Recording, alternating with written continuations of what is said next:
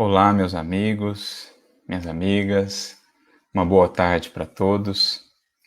É com imensa alegria que nós estamos aqui na página do Núcleo Espírita Segue Jesus, para que possamos refletir à luz do Evangelho e à luz da doutrina espírita sobre as lições imortais de nosso Mestre, sobre a Boa Nova. Então eu gostaria, antes de mais nada, de agradecer a Beth pelo convite, a Sônia, presidente da casa, também pelo acolhimento. Era para estarmos aí fisicamente, mas dadas as circunstâncias, nosso encontro foi convertido aí num encontro virtual. Mas o mais fundamental é que os nossos corações estejam sintonizados, que estejamos todos nós sintonizados com Jesus, com a sua mensagem, com o seu amor, para que assim possamos de fato acolher as bênçãos divinas que nos chegam diariamente do alto, sempre que nos abrimos para tanto. E a nossa proposta de reflexão nessa tarde, diante do tema que nos foi apresentado, consideramos das mais fundamentais, porque vamos justamente ao cerne da redenção humana, né? À fonte mais pura e mais sublime de luz que a humanidade terrestre já recebeu, quando esteve conosco, aquele que, como ele mesmo dizia, antes que Abraão fosse, eu sou. Ou seja, a visita do Mestre, do governador espiritual do orbe, que no momento julgado adequado, veio ter conosco, criando de fato um divisor de águas na história de todos aqueles que vieram a ter contato com sua mensagem, com ele mesmo, durante a sua estada conosco, ou posteriormente com a sua mensagem, com o Evangelho, e também um divisor de águas para a humanidade inteira, porque de fato iniciava-se ali um processo mais intenso de transformação, prenunciando novos tempos que estamos alcançando, estamos aí no limiar de uma transição, de uma consolidação, de fato, de uma nova era para a humanidade, uma vez que o Consolador, como havia sido previsto e prometido por ele próprio, pelo Mestre, viria, digamos, avançar ainda mais nesta construção de um novo tempo para a humanidade terrestre. Então nós vamos falar sobre o Evangelho de Jesus, sobre a importância do Evangelho de Jesus, da Boa Nova, para cada um de nós, para a trajetória de cada um de nós enquanto espíritos imortais. E para isso vamos voltar ao Evangelho. Nada melhor do que recorrermos à fonte, ainda mais quando temos esse imenso cabedal de recursos que a doutrina espírita nos oferece, chaves preciosas, valiosas, que nos permitem acessar os arcanos das lições de Jesus, extraindo tesouros dali inesgotáveis, né? Realmente encontrando fontes, oásis, que nos descedentam a alma ressequida, a alma muitas vezes dolorida, pelas caminhadas nos desertos da vida. Em Jesus nós encontramos uma fonte que nunca se esgota. E por isso, recordando as promessas da sua vinda, nós nos recordamos também de uma promessa que foi registrada pelo evangelista Mateus, no capítulo 4 do seu evangelho, nos versículos 15 e 16, promessa essa que havia sido feita séculos antes, por um dos mais conhecidos profetas, o profeta Isaías, aquele que dedicou-se muito especialmente a falar do Messias, a falar das suas lições, da sua missão, daquilo que ele haveria de nos trazer, como nos esquecer, por exemplo, do belíssimo, do emocionante capítulo 53 do livro de Isaías, quando ele nos descreve aquele servo que por amor sustentaria em seus ombros as nossas iniquidades, aquele que surgiria como um renovo, como um broto de esperança no deserto de nossas almas ou da humanidade. Como nos esquecemos de palavras assim tão belas? E Mateus vai recorrer então a uma dessas promessas que anunciavam a vinda de Jesus, justamente para, no seu evangelho, dizer: é chegado enfim o momento. Eis que ele veio. a esperança de todos os povos, aquele que era guardado por tantos e tantos. Enfim, o tempo chegou. Enfim, a luz raiou. É uma promessa que ele retira do capítulo 9 do livro de Isaías. Livro, por exemplo, que era tão caro a Estevão, Gesiel, que nele mergulhava, que nele se embebia, né? Desse mel da esperança, quando lia aquelas palavras que falavam profundamente ao seu coração dessas promessas do Messias. Nesse capítulo 9 do livro de Isaías, mais especificamente nos versículos 1 e 2, que foram transpostos então por Mateus para o capítulo 4 do seu evangelho, versículos 15 e 16, ele nos traz uma descrição do que seria ou do que representa essa vinda de Jesus. E, naturalmente, da mensagem que nos legou, a sua própria vida. Porque, em verdade, quando falamos de evangelho, não falamos de textos, não falamos de páginas, não falamos de frases. Claro que tudo isso estará envolvido no projeto do evangelho. Mas, essencialmente, falar do evangelho é falar de vida, e especificamente de uma vida, a vida de Jesus. Então, ali, cremos, Mateus, recorrendo a Isaías, nos traz uma das mais belas ilustrações, figurações do que é essa importância do Cristo, do seu Evangelho, para as nossas vidas e para a humanidade como um todo. Ele diz de maneira simbólica, e isso está registrado lá em Mateus 4,16, o povo que estava assentado em trevas viu uma grande luz. E aos que estavam assentados na região da sombra e da morte, a luz raiou. Então vejamos essa descrição. Os que estavam assentados nas trevas viram uma grande luz. E aos que estavam na região da sombra e da morte, uma luz, ou a luz, raiou. Como nos dizer que falar do Cristo, falar do seu Evangelho é falar dessa vitória gradativa da luz sobre as sombras. Sombras da ignorância humana, das paixões humanas, da incompreensão, da revolta, enfim, sombras de toda espécie que vêm sendo gradativamente transpostas por essa luz que brilhou de maneira ainda mais intensa naquele ápice, no Calvário, na cruz, quando a humanidade viu o auge, o sublime do sentimento, da fidelidade, da renúncia e da entrega a Deus. Como está também registrado no livro Há 2000 anos, pelo nosso querido Emmanuel, quando ele nos relata ali no capítulo 9, da primeira parte da obra, né, os capítulos 9 e 10, quando ele relata a prisão de Jesus, todo o processo até a sua ida ao Calvário, como ele esteve ali inserido, Públio Lentulus, a multidão, né, nas suas paixões, na sua impulsividade. E ele então nos diz, após todas as tentativas de contornar aquela ânsia da multidão pela crucificação terem falhado, e então Pôncio Pilatos ter lavado as mãos e de fato entregado o mestre à sanha da multidão para a crucificação, os romanos que ali estavam, Públio Lentulus entre eles, voltaram aos seus afazeres, voltaram ali ao banquete em que estavam inseridos, mas ele não deixa de deixar ali registrado que mal sabiam aqueles tribunos, patrícios, políticos, aqueles homens e mulheres que ali estavam, que não muito distante dali, naquele pequenino monte, não era tão grande assim, o Monte do Calvário, uma cruz tosca e humilde se converteria numa luz a irradiar por todos os séculos terrestres.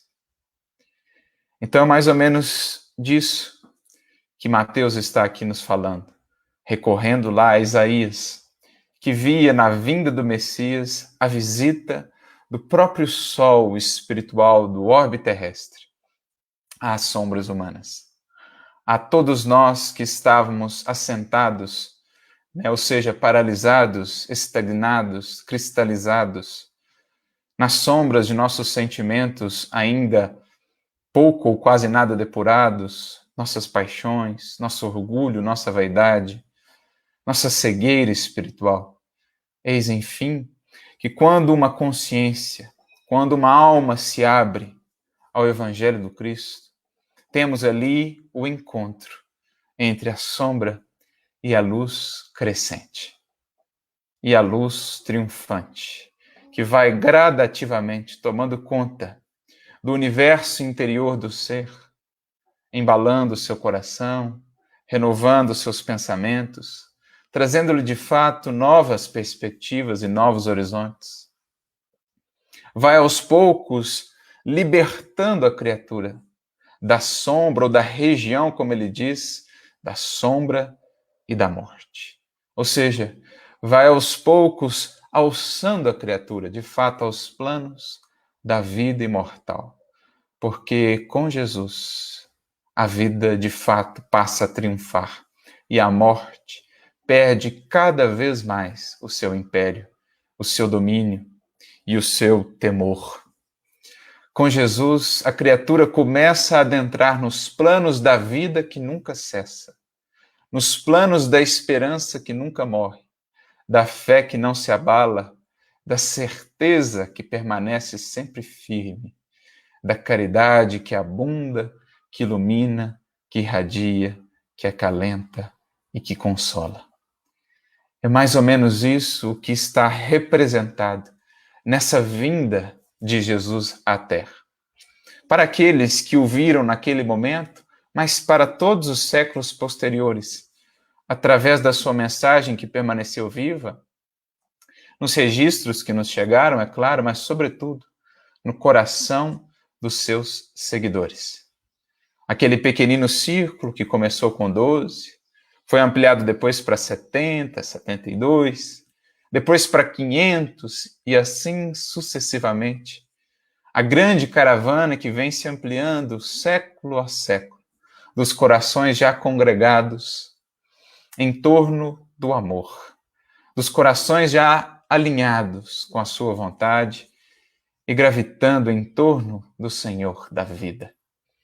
Essa grande caravana que século a século vem retroalimentando essa mensagem no mundo, encarnando e dando as suas vidas muitas vezes em holocausto, em sacrifício, em entrega total, para que essa chama jamais se apague. Pelo contrário, para que ela sempre se engrandeça, incendeie mesmo a outros corações ainda mergulhados nas sombras. Como Jesus mesmo nos disse, eu vim trazer fogo à terra. E outra coisa não quero que esse fogo se alastre. Outra coisa não desejo senão que esse fogo se espalhe, porque é o fogo do amor, que vem, enfim, varrer para longe toda sombra, purificar toda imperfeição, consumir as nossas impurezas, as nossas paixões, fazendo-nos de fato luz, cada vez mais luz. Então, no nosso modo de ver, temos aqui uma boa representação do que seja Jesus, quando ele alcança o plano de uma consciência, do que seja a importância do Evangelho em nossas vidas. É luz gradativa, a iluminar-nos, iluminando-nos também os caminhos e os passos. Por isso eu me recordo de uma frase de nosso querido Chico, quando nos dizia que a importância do Evangelho de Jesus em nossas vidas, em nossa evolução espiritual, é similar à importância do sol em nossas vidas físicas. Ou seja, assim como o sol é o mantenedor da vida em todo o orbe, em todo o planeta, não fosse o sol, não haveria vida possível aqui. Assim também é o Cristo com relação à vida moral, à vida espiritual do nosso planeta. Lembrando o benfeitor Clódio, lá do livro Renúncia, ou melhor, do livro Ave Cristo, quando ele nos diz, logo ao capítulo 1 da obra, que é de fato Cristo o sol espiritual dos nossos destinos. Porque tem sido ele essa fonte de vida, esta fonte de revelação, esta fonte de luz, esta fonte de esperança para todos os séculos terrestres. Muito antes que pudéssemos despertar da mais profunda inconsciência e ignorância, já estava esse sol a nos sustentar, criando na Terra os recursos imprescindíveis para, recebendo espíritos por aqui, poder aos poucos, ao longo dos séculos, os renovar, os educar e os transformar para a vida maior.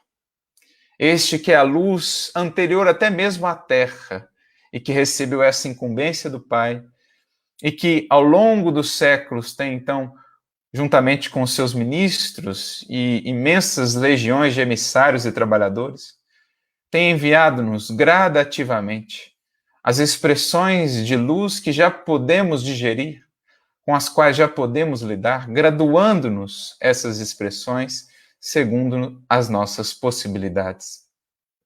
Enviou-nos, portanto, inúmeros, incontáveis missionários em todos os tempos, culturas, povos, que exerciam a função ali de satélites, refletindo, refratando a luz daquele que é a fonte positiva da luz no planeta terrestre. Me recordo de um texto de Emmanuel, no livro Caminho, Verdade e Vida, 133, intitulado Hegemonia de Jesus, em que nos fala ali Emmanuel que vieram esses missionários e que as suas luzes foram para nós traços de esperança, traços de fé, traços de revelação, de compreensão da vida e do universo, mas traços estes que nunca se mesclaram, ou melhor, nunca se furtaram à mescla de sombras. Foram sempre luzes refratadas, maior ou menor grau de reflexão, de pureza, mas sempre com alguma mescla ainda de sombras.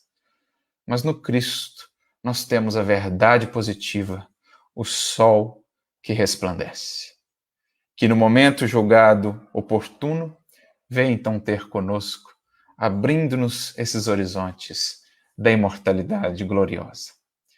Esse é Jesus, essa é a sua importância na vida de cada coração que se abre, que abre as janelas da alma, enfim, para acolher essa luz, que vai penetrando os escaninhos mais profundos de nossa alma, nos revelando, nos desnudando perante nós mesmos, perante a nossa consciência, e com isso patrocinando a nossa libertação efetiva das regiões da sombra e da morte, como nos diz Isaías, porque não há libertação efetiva, verdadeira e duradoura, sem conhecimento de nós mesmos, sem a coragem de nos encontrarmos, de nos desnudarmos, de nos desvelarmos perante nós mesmos, para que, identificando então o que precisa ser mudado, ser renovado, possamos com coragem fazê-lo.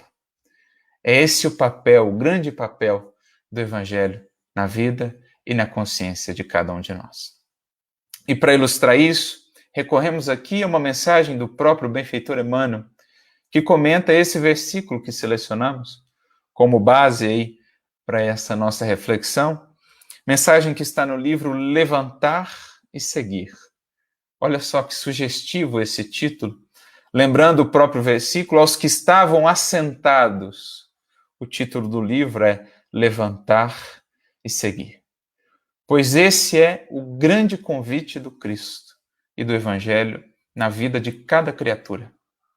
Levantarmos, isto é, deixarmos as velhas posições de cristalização, de inércia, de preguiça, de paralisia, erguermos a vontade, erguermos o ideal aos planos mais altos, erguermos os sentimentos na sublimação de cada um deles, para que então possamos nos mover, para que então possamos avançar, seguir rumo à destinação que nos está reservada, que não é pequenina, pelo contrário, é grandiosa, é maravilhosa, porque àqueles que o seguem, Jesus prometeu não mais as sombras da incerteza, da incompreensão, da dúvida, do medo, da aflição.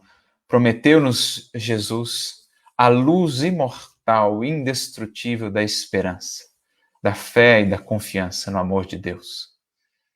É isso que ele promete aos que o seguem. Aqueles que me seguirem não andarão em trevas, mas, pelo contrário, terão a luz da vida. O que não significa dizer caminharão entre facilidades, caminharão entre ilusões. Pelo contrário, estarão muito conscientes pela própria verdade que abraçam na luz do Evangelho, do quanto lhes cabe testemunhar, até mesmo sofrer, para que possam se renovar, para que possam se depurar e redimir-se perante si mesmos, tomando a cruz aos ombros e subindo com coragem ao Calvário da nossa redenção e também da nossa ascensão aos planos superiores da vida, os voos do Espírito que o Cristo veio nos ensinar a efetuar. Essa é a sua promessa. Então, nesse sentido, nos recordamos da figura do cego de Jericó, Bartimeu, que muito bem exemplifica isso que o Evangelho vai fazendo com a vida aos que estavam assentados. E Bartimeu estava assentado à margem do caminho, na região da sombra e da morte. Morte no sentido espiritual do termo, porque na criação divina, vida é movimento, é renovação. Toda vez que estagnamos no ódio, na mágoa, na rebeldia, na impenitência, na indiferença, estamos mortos para a vida, para o viver, para o criar, para o fazer acontecer. Então Bartimeu era um desses na região da sombra e da morte, estagnado à margem dos caminhos da vida. E eis então que, percebendo a luz que lhe raiava, porque ali passava Jesus, ele começa então a gritar, expressando a sua vontade de despertar, de voltar à vida, de conhecer, de saborear o que é viver com Jesus. E eis então que ele levanta e anda até o Mestre. Bartimeu somos nós, o cego de Jericó, os cegos de Jericó, às vezes por séculos, às margens do caminho da vida, cristalizados em ilusões, em devaneios, em apegos, nas armadilhas do orgulho, da vaidade, do egoísmo, da indiferença. Eis então que a luz, enfim, nos visita, quando nos abrimos ao Evangelho e sentimos-nos então impelidos a nos erguermos e a deixarmos dia após dia no esforço intenso da nossa redenção, acolhendo a luz, digerindo-a para que ela se faça luz a irradiar de nós, iluminando os nossos caminhos, os passos de cada dia, bem como as vidas de tantas outras pessoas. Nós nos sentimos impelidos pelo Evangelho a nos erguermos, a levantarmos e a irmos em direção a Ele. Para, enfim, deixarmos, de uma vez por todas, as sombras da morte. Porque para o espírito que com Cristo vive, passa a existir apenas vida. Morte é simples, transformação. Ele mesmo disse no Evangelho de João, no capítulo 11, naquela bonita passagem em que Jesus traz de volta à vida Lázaro, que não estava morto no sentido mais comum do termo. Ali temos uma questão muito mais simbólica. Ele estava, como aprendemos com a doutrina espírita, num processo cataléptico grave, e Jesus, com seu magnetismo amoroso, o traz de volta à vida. Mas o mais interessante ali é o símbolo, porque Lázaro representa, mais uma vez, como o cego de Jericó, também nós outros. Inumados, presos, amarrados nos sepulcros das ilusões terrenas, da mágoa, da revolta, da ignorância. E é então que somos por ele visitados, o Senhor, o mensageiro da vida, que nos diz: Lázaro, sai para fora, liberta-te das amarras que te mantêm cativo na caverna da ilusão. Rememorando aí o próprio símbolo de Platão, o mito da caverna, saiamos, enfim, da caverna e deixemos-nos envolver e bafejar pelo sol da verdade, poderoso sol da verdade, diria Eurípides, que é para nós influxo de vida.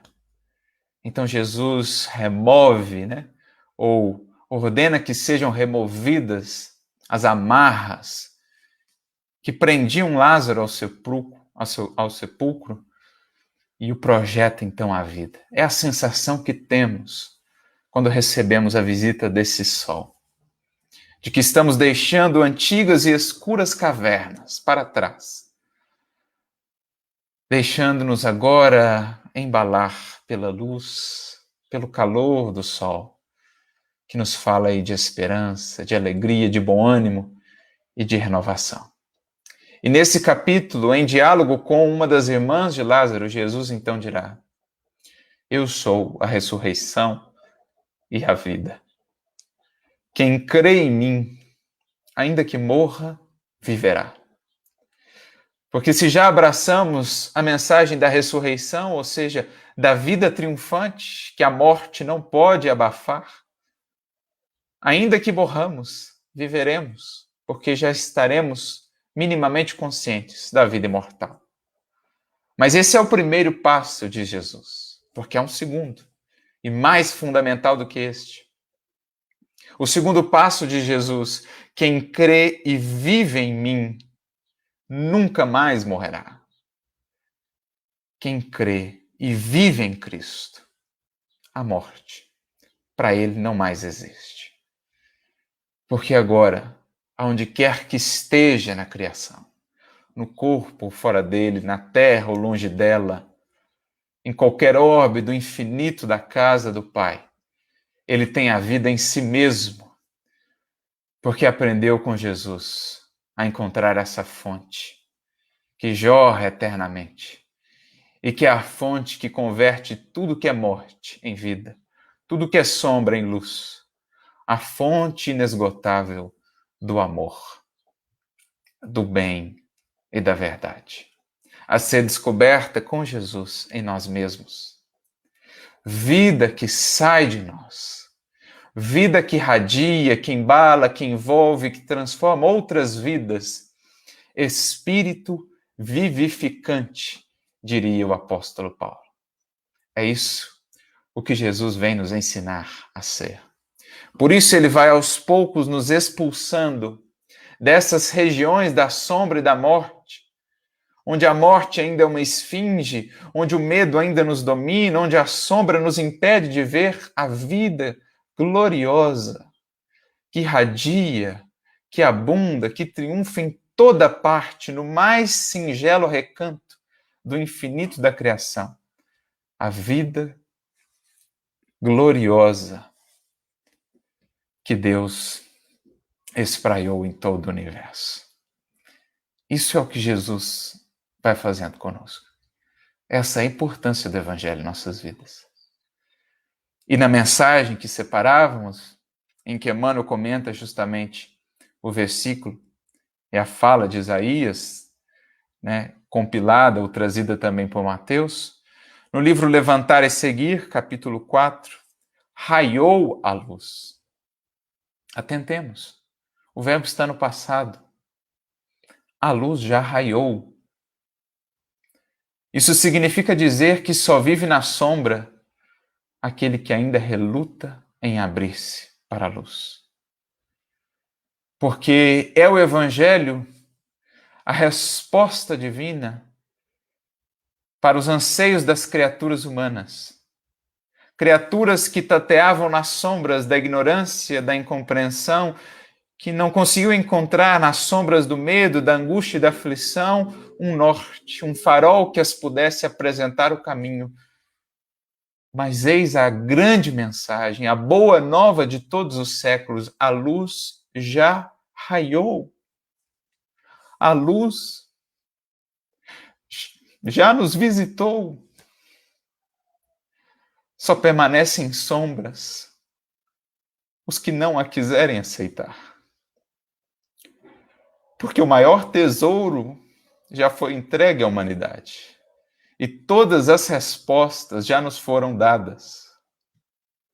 Todas as respostas aí já estão. Porque se são infinitas as perguntas, para as criaturas no orbe terreno a resposta é uma só.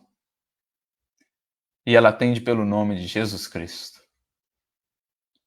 O ápice, o sublime do amor, da verdade e do bem. Então a luz já raiou. É essa a boa nova, é esse o grande tesouro de esperança, é essa a grande confiança que movia os mártires a cantar.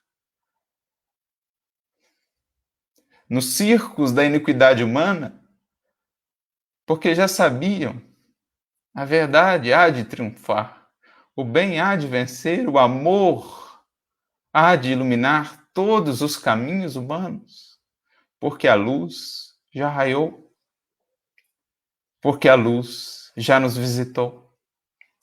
É isso que o levava um Paulo ao testemunho com tamanha coragem.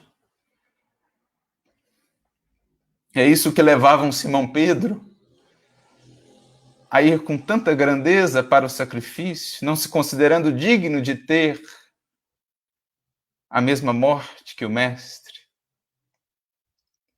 É isso que levava todos aqueles homens e mulheres simples a entoarem os mais belos cânticos e a deixarem os mais belos exemplos que a humanidade já viu, de renúncia, de sacrifício, de entrega, porque a luz já raiou.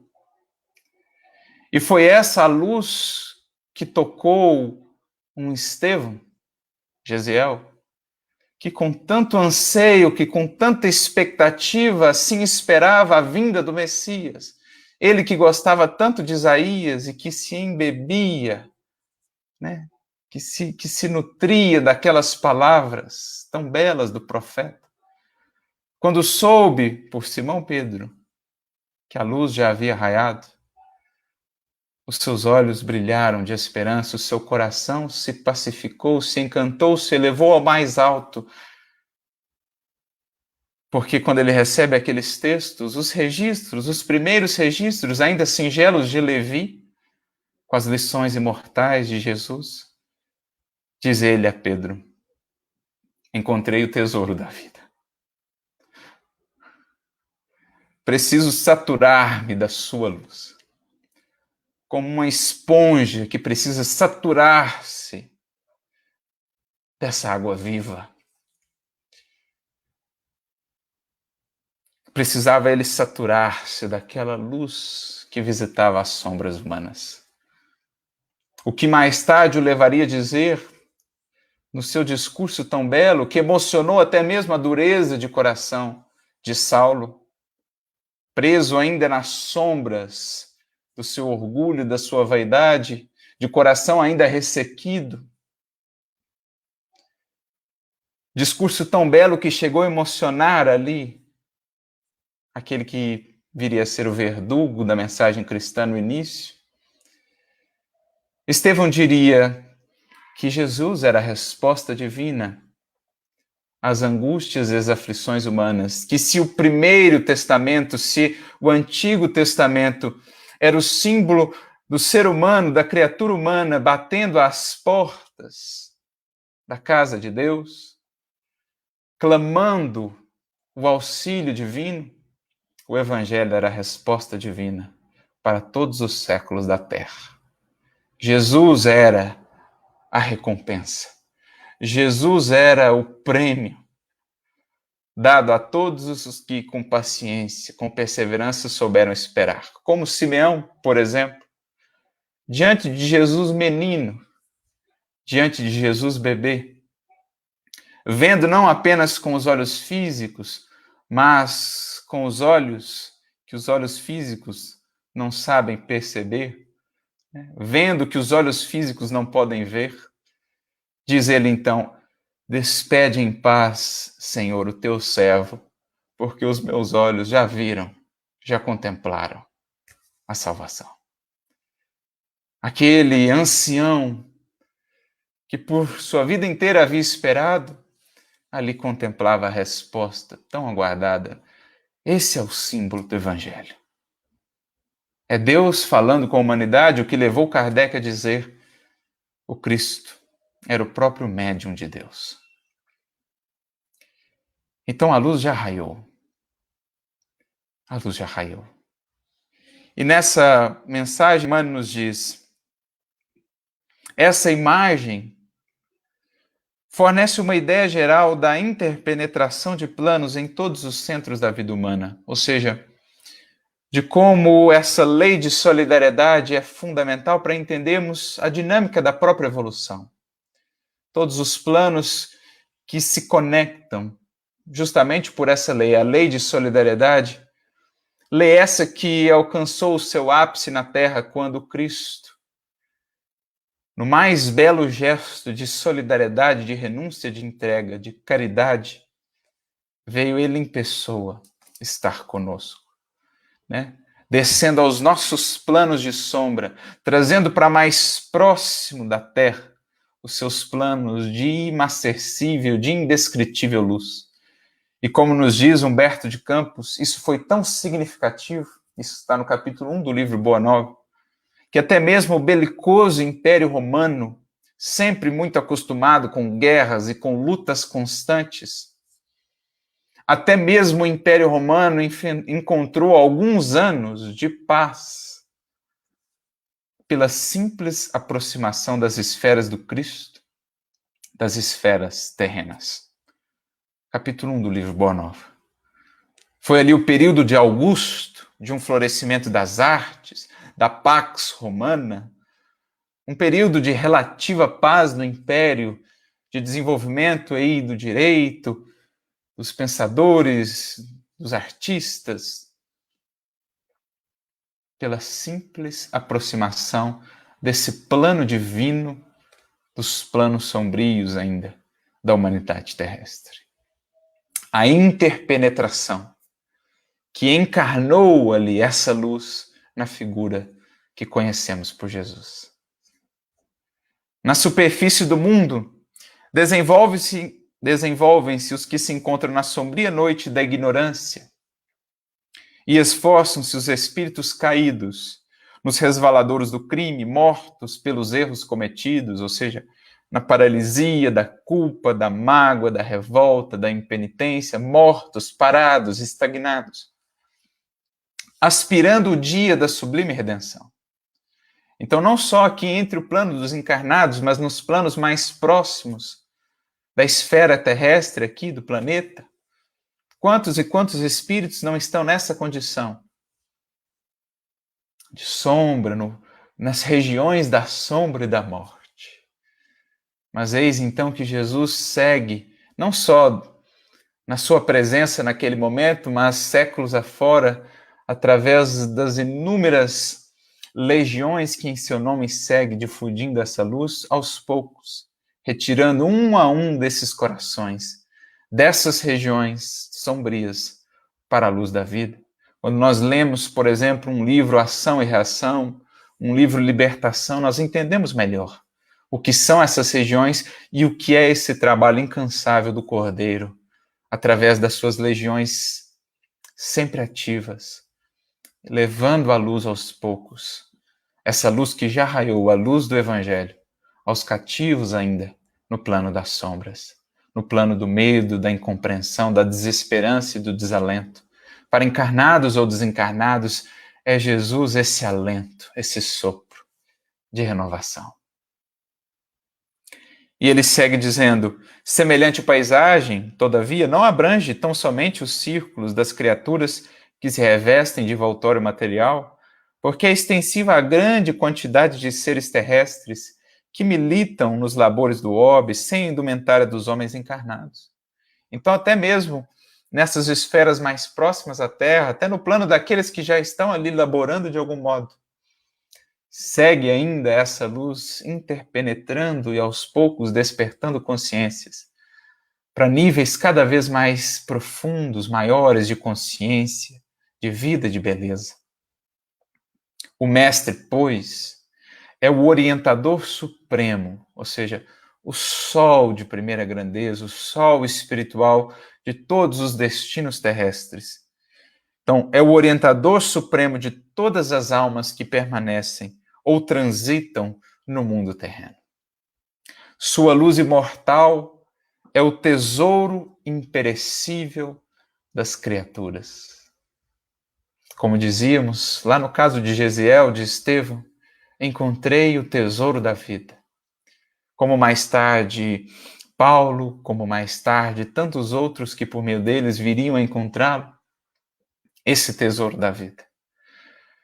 Porque aquele que o tiver, tudo mais exteriormente poderá faltar, mas nunca lhe faltarão a fé, a confiança, a esperança nesse amor e nessa luz.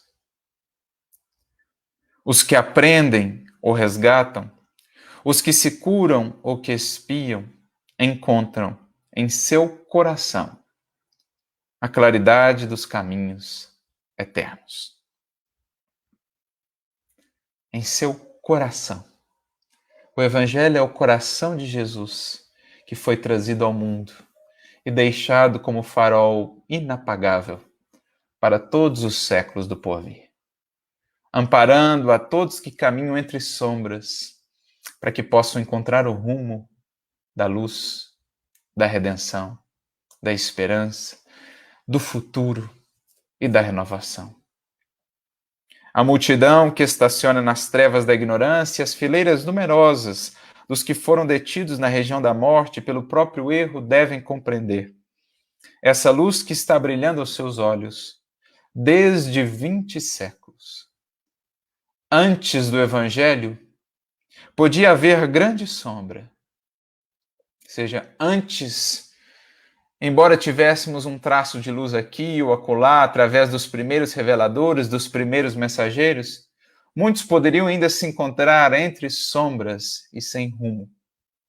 Mas com Cristo vibra a claridade resplandecente de um novo dia, de um novo tempo para cada coração que a Ele se abre.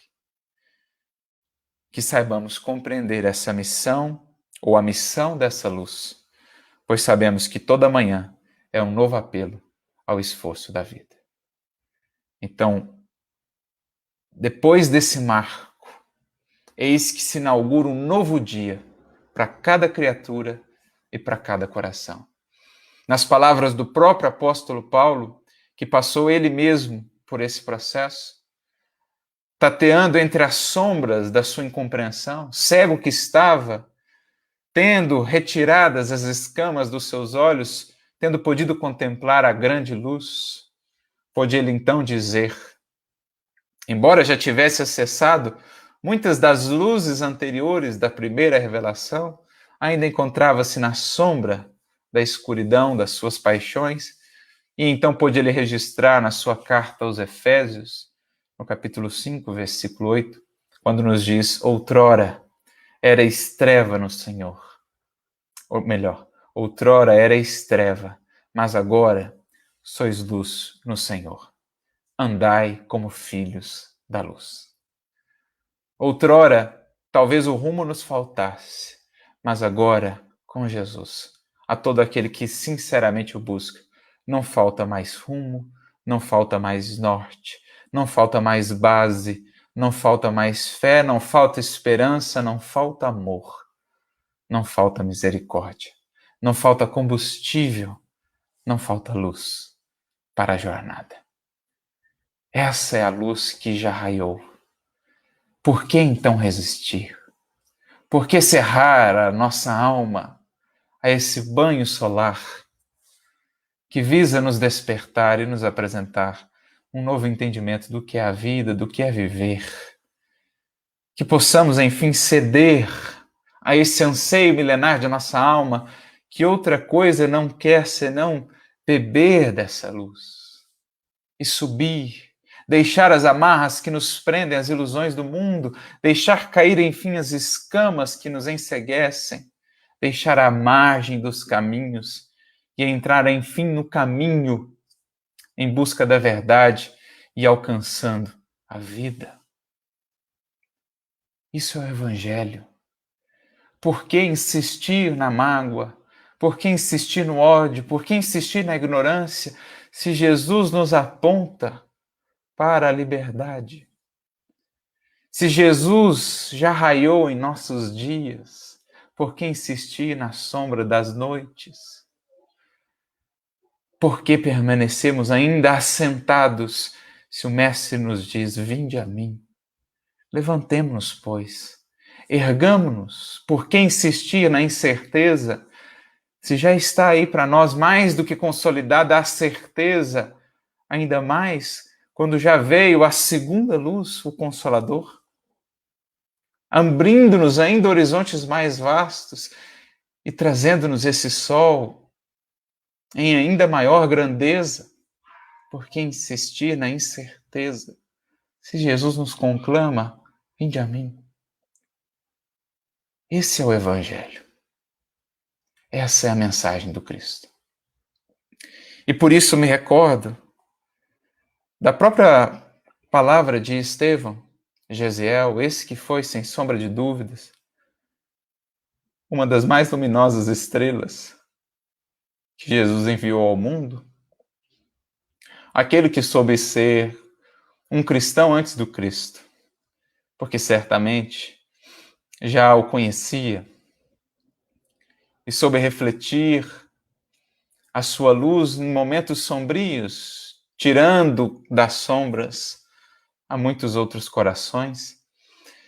Ele, quando encontrou então essa luz, que soube ali identificar quem de fato era Jesus, que mergulhou fundo naqueles textos, naquelas palavras de Simão Pedro, que ele bebia como alguém em profunda sede espiritual, que pôde enfim encontrar a tão sonhada, a tão aguardada concretização dos sonhos e das profecias de Isaías. Estevão logo se converte num tarefeiro muito reconhecido em Jerusalém. Era o norte espiritual para muitos, era buscado por tantos aflitos, sofredores, porque não existiu na história do cristianismo alguém que falou com o Evangelho ou do Evangelho e com o Evangelho com tamanha grandeza. Não existiu nenhum arauto que soube elevar a mensagem do Cristo pela própria vida que ele tinha a tamanhas culminâncias. Como disse, capaz ele foi até mesmo de vencer a dureza de Saulo.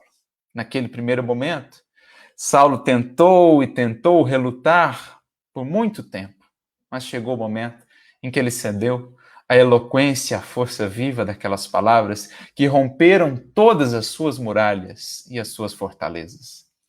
Estevão construiu Paulo. Estevão deu a luz a Paulo. Por isso, Emmanuel irá dizer no próprio prefácio da obra: sem Estevão não teríamos Paulo. E certamente essas suas palavras que Emmanuel nos traz na obra foram palavras que foram, digamos assim, encontrando caminhos no mundo interior de Saulo, foram encontrando brechas, né, como o sol mesmo faz. Tão poderosa é a sua luz que, por mais que busquemos muitas vezes dela fugir, ela penetra em cada fresta. Assim foi esse discurso de Estevão para o mundo interior de Saulo. Por mais que ele estivesse ainda de alma cerrada à mensagem do Evangelho, ele encontrou as brechas, porque ele assistiu uma vez apenas, né? Esse discurso teve também depois o discurso no Sinédrio. Então, pouquíssimas vezes. Aquela primeira que o marcou, depois a segunda, a fala de Estevão, a defesa de Estevão no Sinédrio e só. E isso o marcou para sempre. Então vejamos a força dessas palavras. Vejamos como tinha ali Estevão, o evangelho vivo a fluir do verbo. E nós selecionamos um trechinho que representa, digamos assim, Estevão também falando dessa profecia de Isaías, do tão aguardado cumprimento dessa profecia, que ele pôde ver ali na mensagem de Jesus. Está no capítulo 5 da primeira parte do livro Paulo e Estevão, em que ele diz assim, em determinado momento da sua fala: Deus enviou sua resposta divina aos nossos anseios milenares. Como nós dizíamos, o Evangelho é a resposta divina aos anseios humanos. Há até uma mensagem muito interessante de Emmanuel no livro Coletânea do Além, capítulo 46, intitulado O Velho e o Novo Testamento, em que ele diz exatamente isso. O Velho, ou o Antigo Testamento, é o símbolo, é a representação da humanidade em busca, da humanidade que clama, que busca caminhos, orientações, respostas. O Evangelho é a resposta divina. É o Cristo, é a luz que se faz, apresentando o norte para as criaturas humanas. Então Deus enviou a sua resposta divina aos nossos anseios milenares. A revelação dos céus aclara os nossos caminhos, ou seja, responde às nossas perguntas, abre novos horizontes e tira-nos, enfim, dessa região sombria de incertezas, de medo. Eis agora a vida diante do nosso olhar encantado, do nosso olhar deslumbrado. Não há morte. Na criação há só vida, não há fim, há sempre a eternidade à frente. Não há por que temer, o amor rege a vida. É isso que consolida no coração, que acolhe o Evangelho, essa certeza que dá sem tanta força diante das lutas, sejam elas quais forem. É isso que fez essa mensagem vencer impérios, vencer guerras, perseguições, mortes, fortunas e tudo mais, e estar aí tão viva nos corações, porque o que pode empanar esse brilho? Qual a neblina, qual a sombra que pode permanecer intacta ou que permanecerá diante da luz positiva do sol? Nenhuma. Então é isso que Estevão está dizendo. Consoante as promessas da profecia de todos quantos choraram e sofreram por amor ao Eterno, ou seja, todos que nos antecederam, né, cultivando essas esperanças antes da luz raiar. Veja que força tiveram estes e o quanto a eles devemos, os que souberam manter a chama acesa antes dessa luz nos visitar. O emissário divino veio até ao antro de nossas dores amargas e justas. Ou seja, a luz raiou na região das sombras, para iluminar a noite de nossas almas impenitentes, para que se nos desdobrassem os horizontes da redenção. É as mesmas palavras de Isaías, por Estevão aqui traduzidas, pela alegria do seu coração que encontrava, enfim, a resposta. Ele que amava tanto Isaías, com que alegria então não via a profecia sendo cumprida diante dos seus olhos. É como não nos lembrarmos daquela passagem em que Jesus adentra a sinagoga, vai fazer a leitura do sábado, é-lhe dado um trecho, mais uma vez, de Isaías. Fui ungido para levar a mensagem, né, do Evangelho aos pobres, para anunciar a libertação aos cativos, a cura aos enfermos e assim por diante, os trechos de Isaías. Jesus lê a mensagem. E a gente fica a imaginar essa cena, que momento para a humanidade terrestre. Ele lê a mensagem e ele então diz: hoje se cumpriu essa escritura em vossos ouvidos. Que momento para a humanidade terrestre. Séculos e séculos de expectativa, de esperança, de paciência ali concretizados. Quantos por ele não oraram? Quantos por ele não esperaram? Ele mesmo vai dizer em outro momento, quantos reis não quiseram ver esse momento? Quantos profetas não quiseram estar aqui? Bem-aventurados vocês que podem ouvir isso, que podem ver isso. E nós o podemos por essa mensagem. Então é o que aconteceu com Estevão. As profecias se cumpriram diante dos seus olhos maravilhados e ele queria compartilhar isso com todos, essa luz. E por isso falava com tanta alegria do Evangelho. O Messias atendeu aos problemas angustiosos da criatura humana com a solução do amor. Olha, a solução do amor, a solução para tudo que há, que redime todos os seres e purifica todos os pecados. Mestre do trabalho e da perfeita alegria da vida. Suas bênçãos representam a nossa herança. Qual é a maior herança que todos os séculos do porvir têm recebido? Essa luz. O que na nossa vida tem mais valor do que isso? Tudo mais o tempo há de consumir.